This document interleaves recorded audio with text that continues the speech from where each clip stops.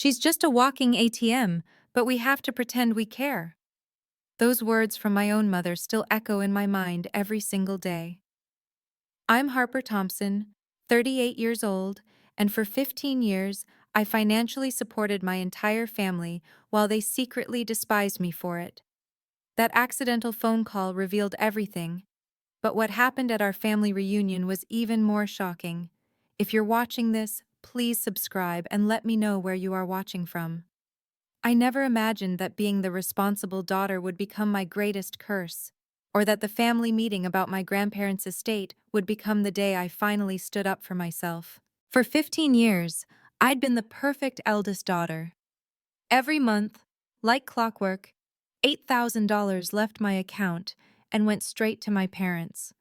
Their mortgage, health insurance, groceries, utilities, I covered it all without question. When Dad retired early due to stress, I stepped up. When Mom decided she was too good for her retail job, I stepped up again. My sister Megan was a different story. Every few months there'd be a crisis. Her car broke down, $5,000. Her kids needed private tutoring, $3,000. Emergency dental work, $7,000. She'd call crying, and I'd transfer the money within hours. Just until Tom gets his promotion, she'd promise. That promotion never came. Never. I kept a spreadsheet, though I never planned to use it against them. The total was staggering. Over $500,000 in 15 years. $500,000 given freely, with love, expecting nothing but family harmony in return. Harper, family helps family, Mom would say whenever I hesitated. You wouldn't understand since you don't have kids of your own. That stung every time, as if being single and childless at 38 meant I had no value beyond my bank account. As if my success as a CFO was meaningless compared to Megan's achievement of finding a mediocre husband and popping out 2 kids. The worst part? I kept giving. I thought eventually they'd see me, really see me, not just my salary. I thought one day Mom would call just to ask how I was, not how much I could spare. I thought Dad might actually be proud of his eldest daughter's accomplishments. I was wrong about everything. The comparisons never stopped. At every family gathering, Mom would find a way to highlight my failures while praising Megan's perfection. At least Megan gave us grandchildren, she'd announce to anyone listening. What have you given us besides money, Harper? I was the executive who couldn't keep a man, the workaholic who'd die alone with her spreadsheets, the sister who chose career over family. Meanwhile, Megan, sweet, perfect Megan, had blessed them with 2 beautiful grandchildren and a son-in-law who watched football with Dad. It didn't matter that Tom, the son-in-law they adored, hadn't held a steady job in 3 years. It didn't matter that Megan spent her days shopping with my money while her kids were in daycare, also paid for by me. She had the title that mattered, wife and mother. You know, Harper, my aunt said at last Thanksgiving, money isn't everything. Your sister understands what really matters in life. I bit my tongue so hard it bled. What really mattered? Like keeping the lights on? Like ensuring my parents could afford their medications? Like making sure my nephews had college funds since their parents couldn't manage it? But I smiled and nodded because that's what the responsible daughter does. She absorbs the insults, swallows the hurt, and keeps writing checks. She tells herself it's temporary, that love isn't transactional, that family is family. I documented everything, though. Every payment, every transfer, every loan that we all knew would never be repaid. At first, it was just for tax purposes. Then it became something else. Evidence of my worth. Proof that I mattered, even if only as a financial resource. I had no idea those records would become my salvation. Deep down, I knew the truth about my weakness. I was desperate for their love. Every wire transfer came with a silent prayer. Please, see me. Please value me for more than this. I was 38 years old, successful beyond measure, but still that little girl seeking Daddy's approval and Mommy's affection. The guilt was my constant companion. What kind of daughter counts the money she gives her parents? What kind of sister keeps receipts of helping family? They'd trained me well. Every time I thought about saying no, Mom's voice would echo, "We sacrificed everything for you girls." Had they really, though? I remember Dad missing my college graduation for a fishing trip. I remember Mom forgetting to come to my CFO announcement dinner. But somehow, their selective memory painted them as martyrs who deserved my eternal gratitude and financial support. The fear of being labeled selfish paralyzed me. In our extended family, I was already the oddball, the career woman who couldn't keep a relationship. If I stopped giving money, I'd become the heartless daughter who abandoned her parents, the rich sister who let her family struggle, the aunt who didn't care about her nephew's futures. So I kept paying, even when it meant canceling my own vacation to cover Megan's emergency kitchen renovation. Even when it meant living in a one-bedroom apartment while funding my parents' four-bedroom house. Even when my ex-boyfriend told me, "Your family is bleeding you dry, and you're handing them the knife." But here's what they didn't know. 6 months ago, I'd started seeing a therapist. And 3 months ago, on her advice, I'd consulted a lawyer. Not to hurt them, just to understand my options. I never imagined I'd actually need those options until that phone call. The cost of my silence was destroying me from the inside out. My therapist had diagnosed me with chronic stress and anxiety, directly linked to my family situation. I was 38 years old, taking blood pressure medication, sleeping 3 hours a night, and having panic attacks in my office bathroom. My personal life was a wasteland. Every relationship ended the same way, with some variation of, "I can't compete with your family's demands." James, my last boyfriend, had been patient for 2 years before finally exploding. "You're not their daughter, Harper. You're their employee. No, worse, employees get respect." Financially, the irony was crushing. As CFO of a $500 million tech company, I managed massive portfolios and investment strategies. But personally, I had less than $50,000 in savings. Everything else went to maintaining the fiction that my family loved me. I couldn't buy a house because my debt-to-income ratio was skewed by family loans. I couldn't invest properly because every spare penny went to another crisis. At 38, my colleagues owned vacation homes while I rented a modest apartment, terrified that saying no to my family would mean losing them entirely. The breaking point was creeping closer. My nephews were approaching college age, and Megan had already started dropping hints about tuition. "You'll help, won't you, Harper? After all, you don't have your own kids to put through school." My parents were discussing retirement communities, the expensive kind, naturally. "Harper will handle it," I'd overheard Dad tell his golf buddy. "She's got no real expenses." No real expenses, just their entire lives on my shoulders. But the universe has a funny way of forcing your hand when you won't make the hard choices yourself. And sometimes, forgetting to hang up a phone can change everything. The demands were escalating beyond reason. 2 months before the phone call, Megan had called with her latest emergency. She needed a new car. Not just any car, but a luxury SUV for the children's safety. $45,000. When I suggested a reliable used vehicle, she actually laughed. "God, Harper, don't be so cheap. It's not like you're spending it on your own family." Then came my parents' house renovation demand. Mom had decided the kitchen was embarrassing and needed a complete overhaul. $50,000. Dad wanted a home theater. Another $20,000. They presented these demands like I should be honored to fund their dreams. The monthly family fund was the final insult. Mom had instituted a mandatory contribution system where I was expected to deposit $5,000 monthly for unexpected expenses. Megan contributed nothing, of course. She had children to raise. I'll never forget the vacation I had to cancel. I'd saved for 2 years for a trip to Italy, my dream since college. But 3 days before departure, Megan called sobbing. Tom had crashed their car, and they needed $15,000 immediately. When I hesitated, Mom called within minutes. How can you even think about gallivanting around Europe when your sister needs help? I transferred the money and spent my vacation week in my apartment, crying and binge-watching travel shows. The lawyer I'd consulted 6 months ago had been eye-opening. You have email confirmations for most of these loans? She'd asked, reviewing my documentation. When I nodded, she leaned forward. These could be legally binding debt acknowledgments. You're not as powerless as you think. I'd filed that information away, never expecting to use it. I wasn't that kind of person. I wasn't vengeful or cruel. But then again, I hadn't heard the phone call yet. If you've ever felt like your family's personal ATM, hit that like button.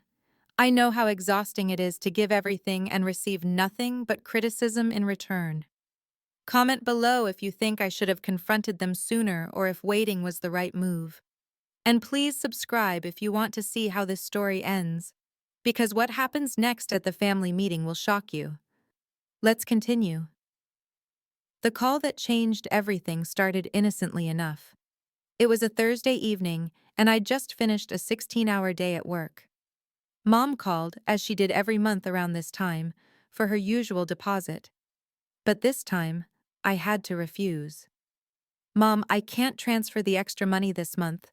I have some unexpected expenses of my own. The silence was deafening. Then came the explosion. Unexpected expenses? What expenses could you possibly have?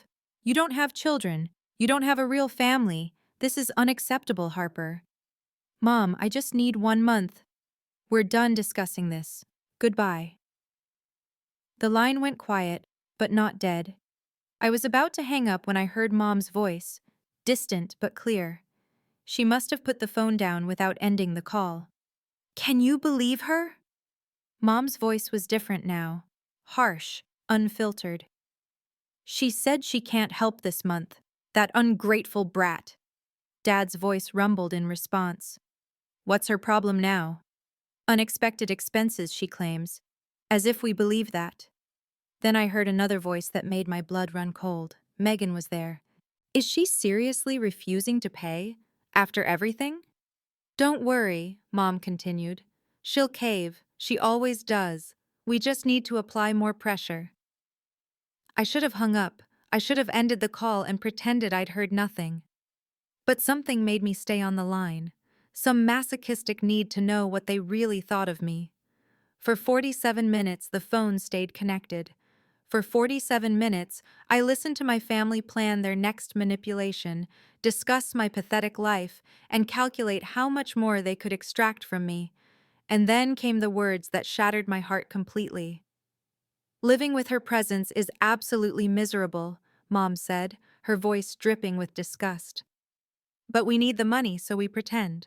She's so pathetic, Megan chimed in. 38, still single, no kids. All she has is that stupid job. The job that pays for your house, Dad added with a laugh. Got to give her credit. She's a reliable ATM. True, Mom agreed. Just keep pretending we care. Throw her a bone occasionally, act proud of her little work achievements. She's desperate enough for approval that she'll keep paying. How much longer do you think we can milk this? Megan asked. At least another 5 years, Mom calculated.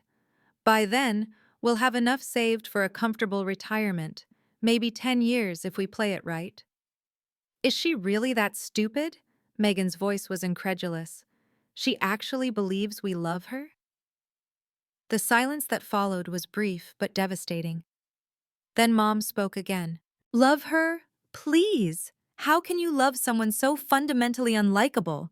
She's awkward, boring, and thinks throwing money at us makes her important. The only thing she's good for is writing checks. Remember when she tried to bring that boyfriend to Christmas? Dad laughed. Even he could see what a doormat she was. The best part, Megan added, is she actually thinks she's part of this family, like we'd want her around if she wasn't paying for everything.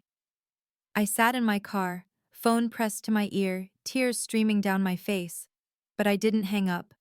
Instead, I opened my recording app and hit the red button.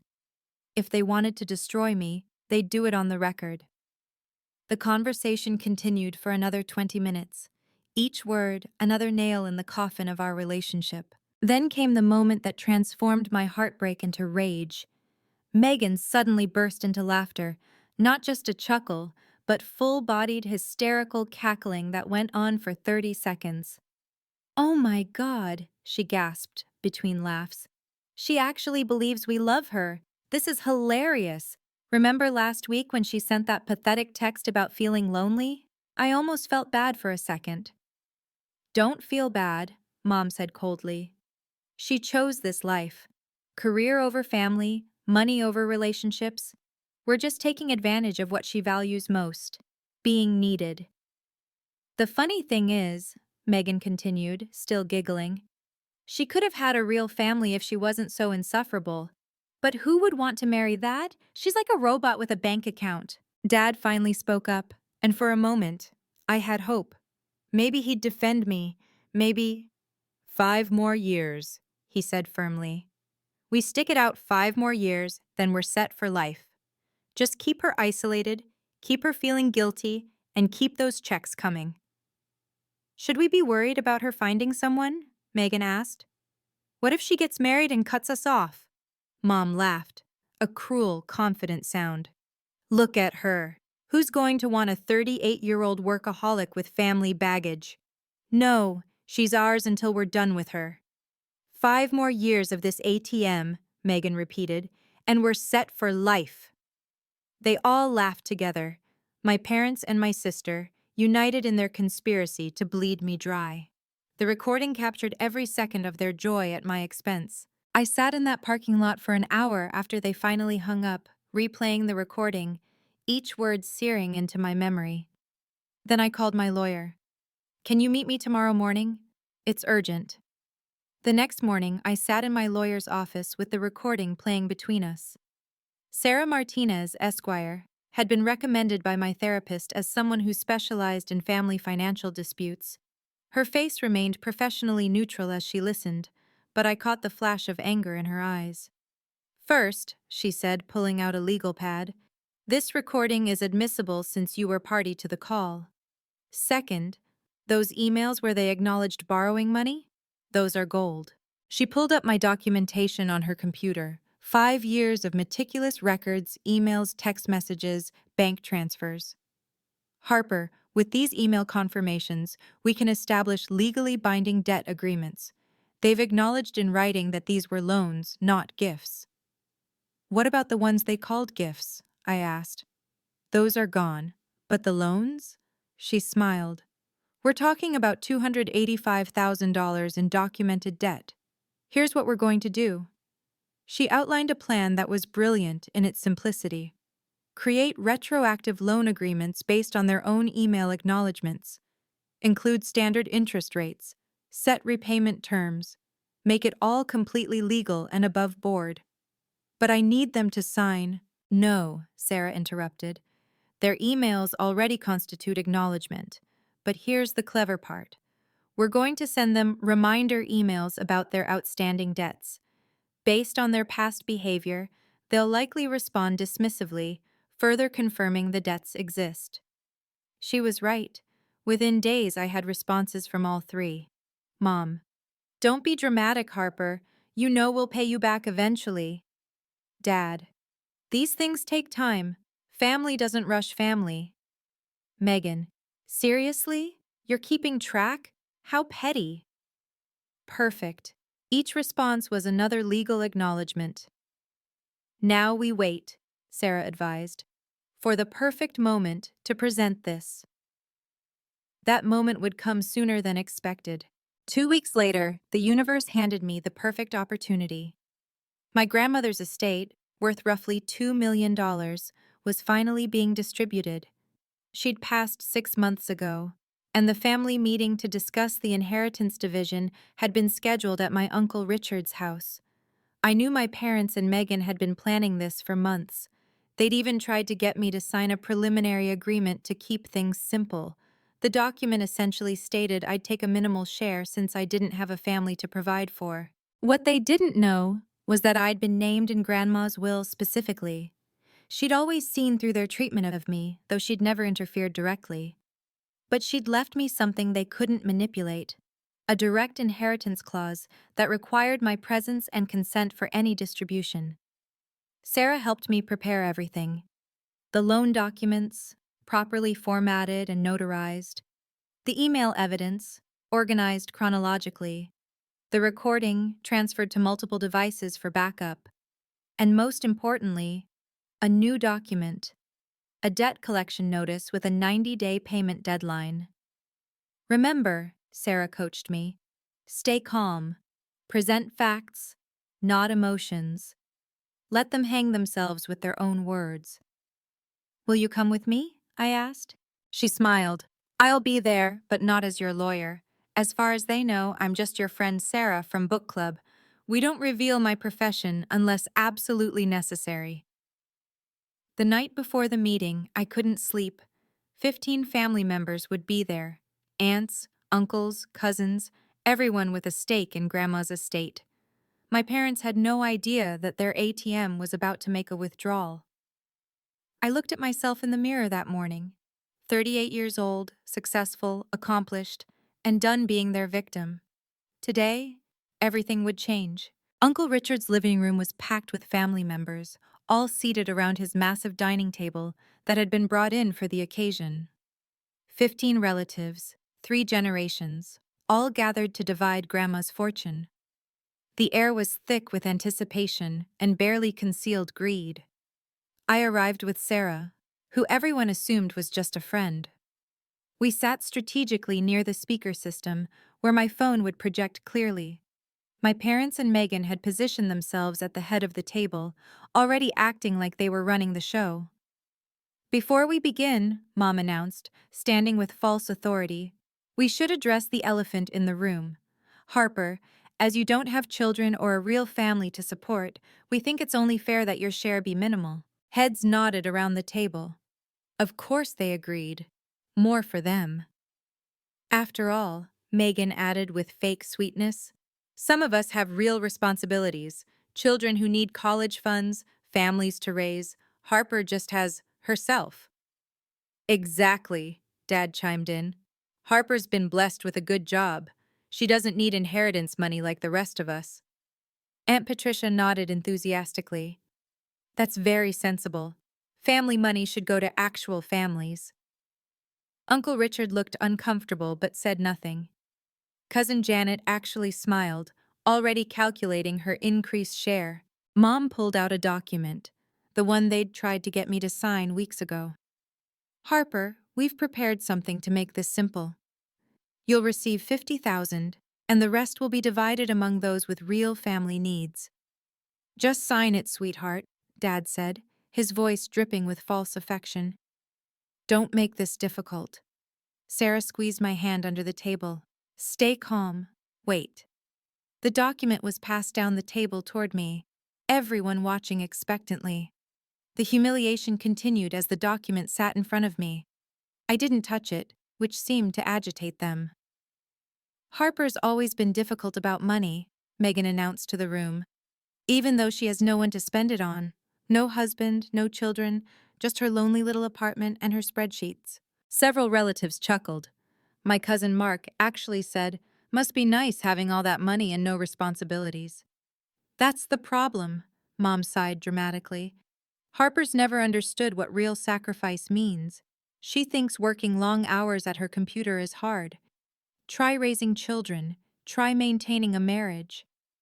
Or try being grandparents without support, Dad added, shooting me a pointed look. We've had to make do while Harper hoards her wealth.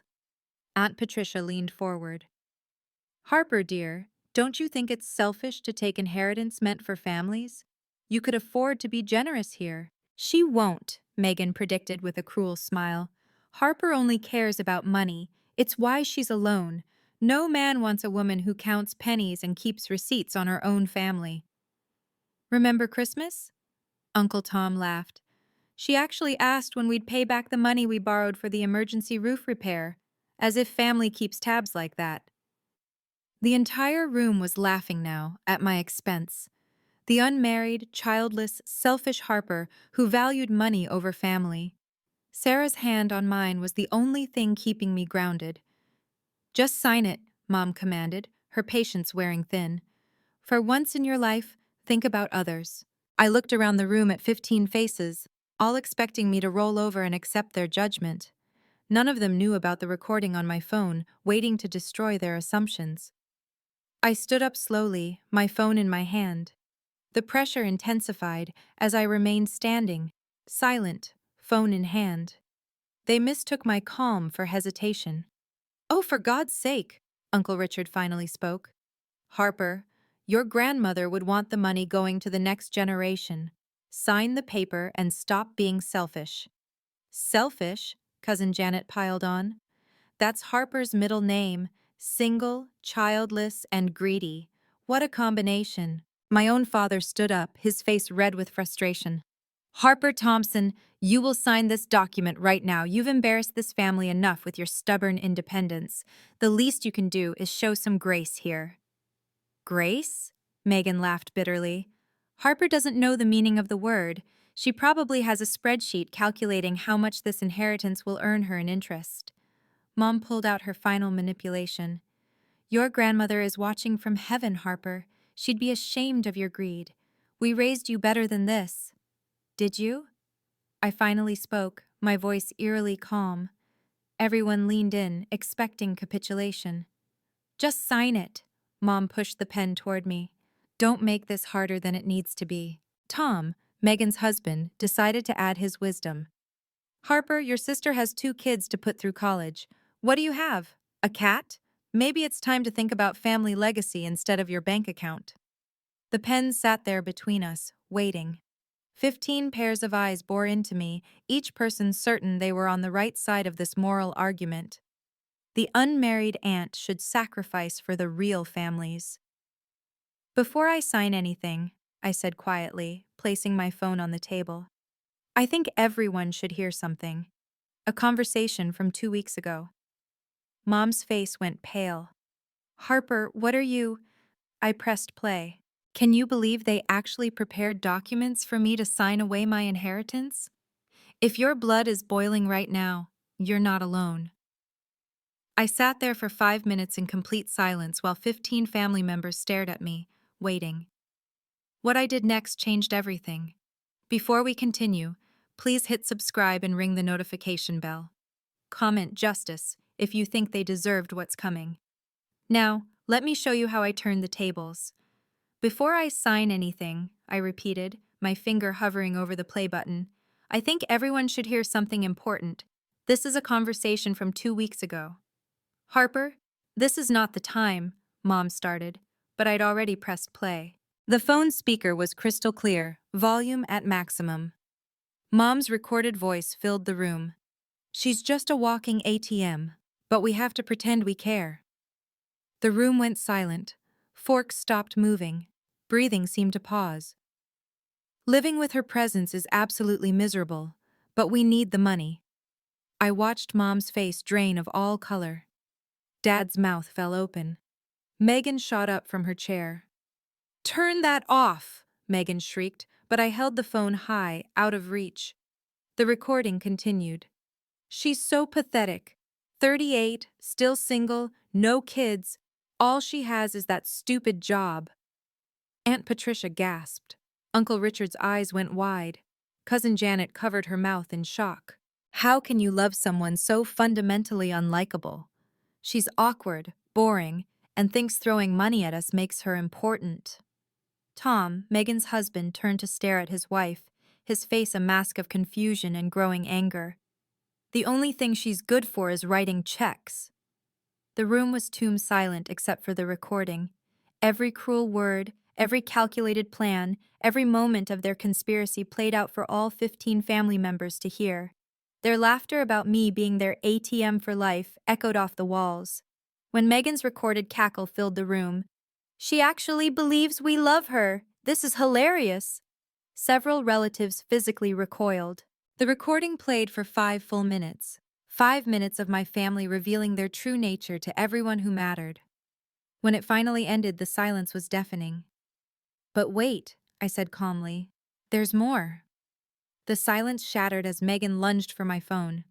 "That's illegal! You can't record people without—" "I was on the call," I said calmly, stepping back. Mom forgot to hang up. Everything you heard was said while I was still on the line. Completely legal. Mom stood up, shaking.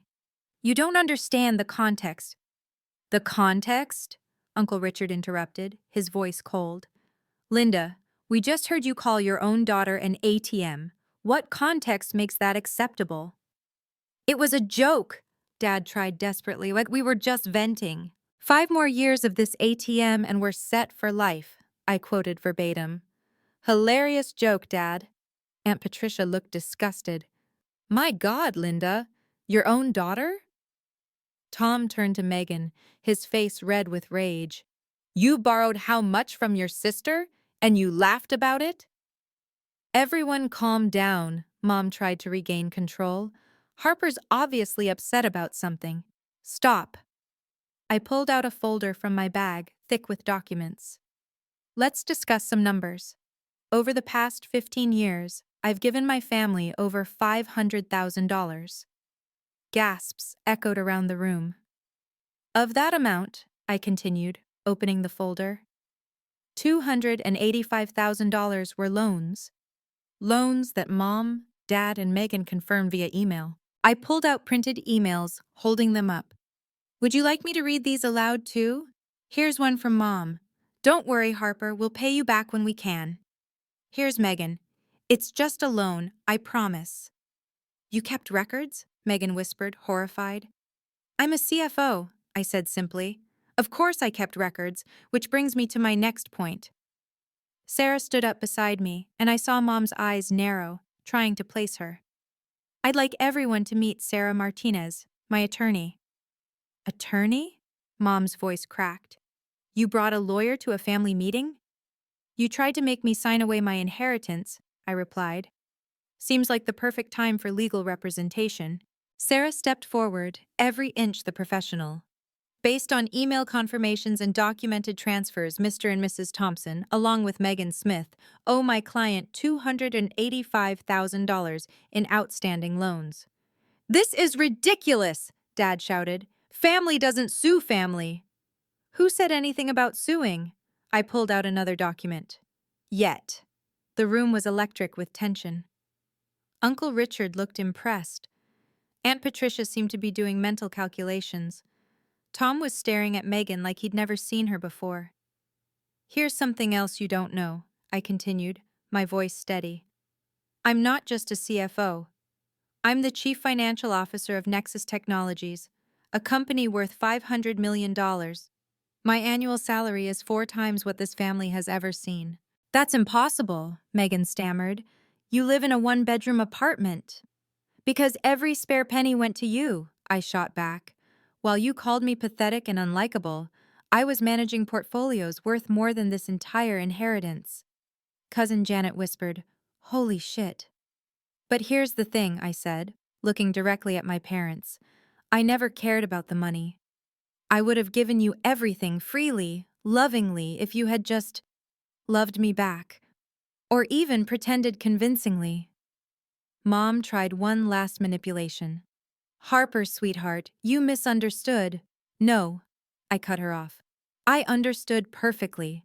I'm just a walking ATM, remember? Well, this ATM is now closed, and it's time to collect what's owed. Sarah handed them the legal documents. You have 90 days to repay the documented loans. The terms are quite generous considering. Sarah's professional demeanor was unshakable as she presented the documents. These loan agreements are based on your own written acknowledgments, email confirmations, text messages, even some notarized documents for the larger amounts. This is extortion, Megan screamed, her perfect composure finally cracking. Actually, Sarah corrected, it's debt collection. You confirmed these were loans in writing, multiple times. Here's your email from last year, Mrs. Smith. Yes, it's a loan. Stop being so dramatic about it. Uncle Richard took one of the documents, scanning it with the eye of someone who understood legal matters. This is thoroughly documented. Every transfer, every confirmation, every promise to repay, Sarah confirmed. Interest calculated at standard rates. The total comes to $285,000, payable within 90 days. 90 days? Dad's face went purple. That's impossible. The same time frame you gave Harper when you demanded money for your emergencies, Sarah noted. Seemed fair. Tom finally exploded at Megan. You borrowed over $100,000 from your sister? What did you do with it? I. We needed things, Megan stammered. The house, the cars, the kids' activities. While calling her pathetic and laughing about it, Tom's disgust was palpable. I'm done. We're getting divorced. The room erupted. Megan sobbed. Mom started screaming about family loyalty. Dad slumped in his chair, defeated. If you can't pay, Sarah continued calmly over the chaos, we can place liens on your assets, including any inheritance from this estate. You planned this, Mom accused, pointing at me with a shaking finger. You've been planning this for months.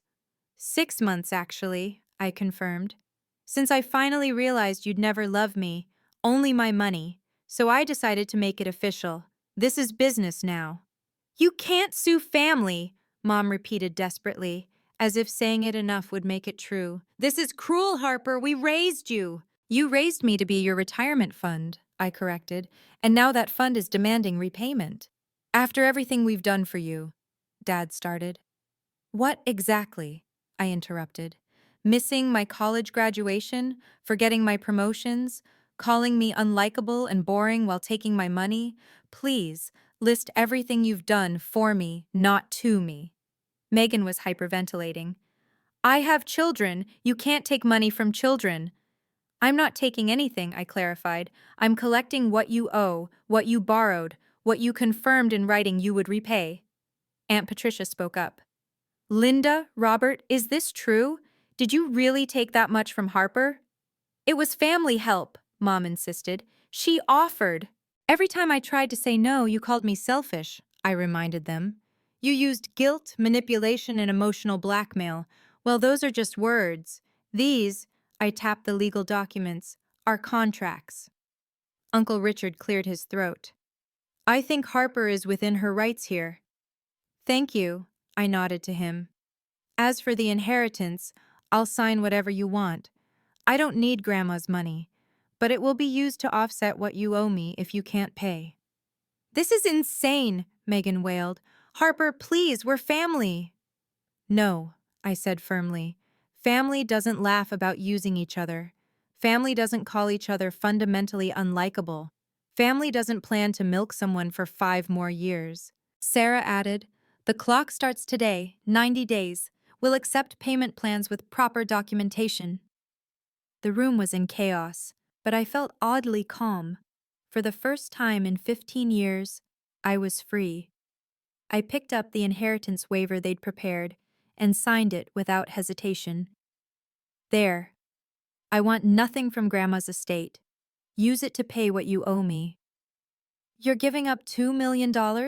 Cousin Janet gasped. My share would have been about 200,000, I corrected. And honestly, it's worth it to be free of them. Mom made one last desperate attempt. Harper, you don't mean this. You're hurt, I understand, but stop. My voice was ice. You had 15 years to show me genuine affection. Instead, you showed me what I really was to you, a walking ATM. Well, ATMs don't have feelings, right? This is just a transaction. But with one condition, I added, looking at Uncle Richard. Any money from the estate that would have gone to me should be put in trust for Megan's children's education. They shouldn't suffer for their parents' choices. Tom spoke up, his voice bitter. Don't bother. I'll make sure my kids are fine, without their mother's influence. Megan collapsed into her chair, sobbing. The sound that had once would have moved me to immediately comfort her, now left me cold. How many of those tears had been manipulation? Harper, Dad tried once more, his voice broken. We're your parents. Biologically, yes, I agreed. But parents don't conspire to use their children. Parents don't laugh about their daughter's loneliness while spending her money. Parents love unconditionally, not transactionally. Sarah gathered the signed documents.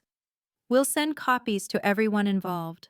The payment terms are clear, non-negotiable. As I turned to leave, I heard Uncle Richard say quietly, "I'm proud of you, Harper." It was the first time in years anyone in my family had said those words to me without wanting something in return. The family erupted into chaos as Sarah and I headed for the door. Behind us, alliances shifted like sand. "Linda, how could you?" Aunt Patricia's voice was sharp with disgust. "Your own daughter?"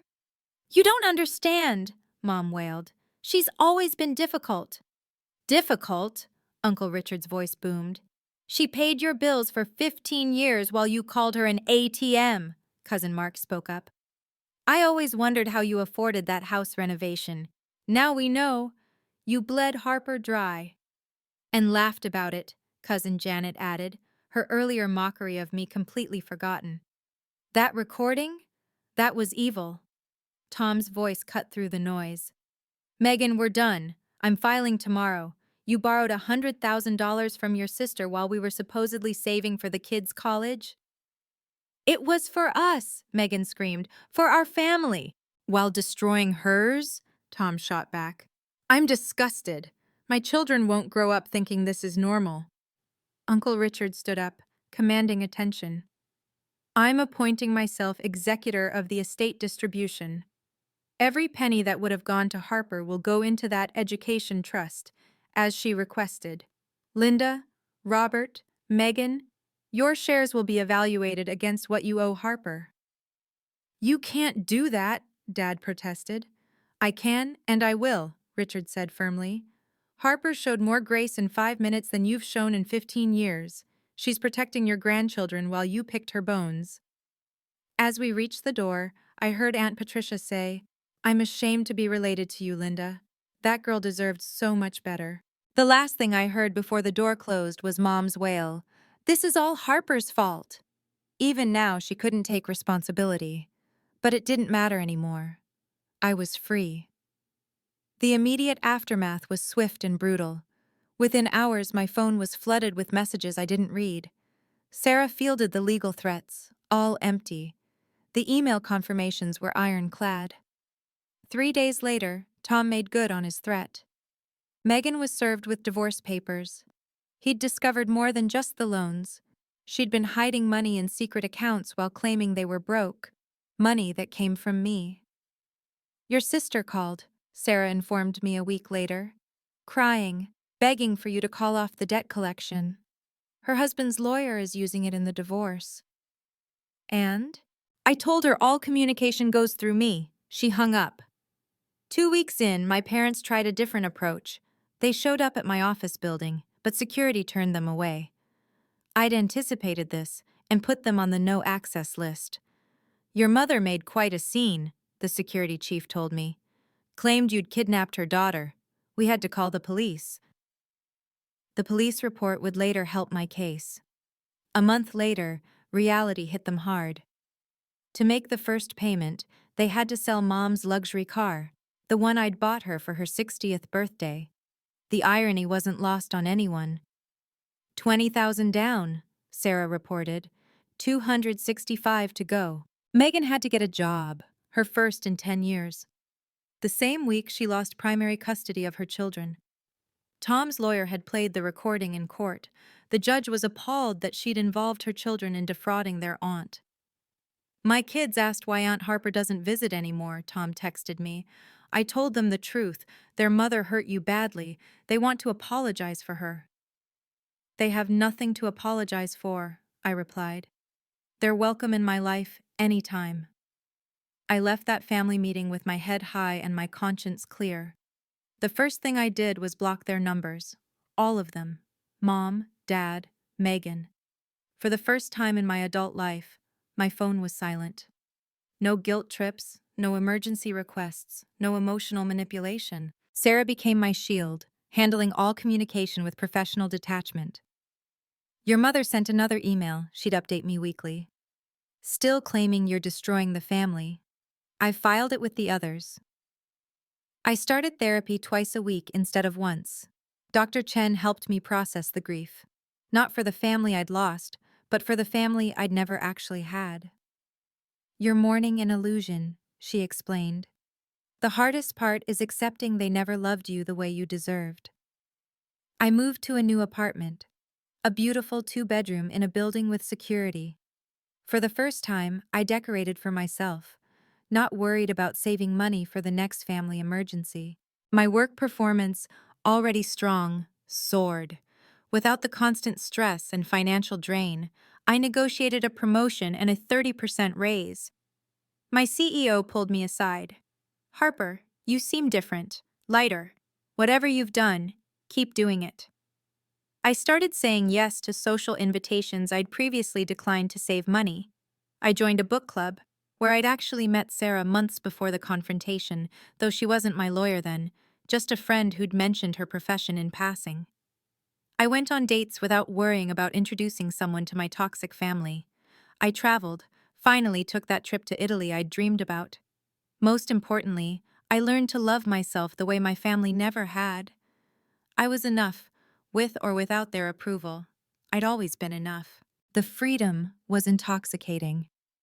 3 months after the confrontation, Sarah called with an update. "They've paid $50,000 total. Your parents sold their second car and some jewelry.